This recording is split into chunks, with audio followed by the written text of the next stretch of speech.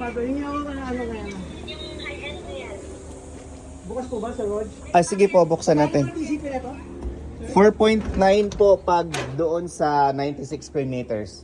Pag hindi naman, 4.7, 4.5 meron po Aspen. tayo. Aspen. 4.9 no, TCP. Okay. Pag doon, sa 96. Okay. Itong bahay na to. Atong bahay na to. Diba po mas maliwalas? Ito mas malo. Ito talaga, Pero konti na lang yung difference niya. kunti na lang talaga. Oo. Diba? Oo. Open lang na ito.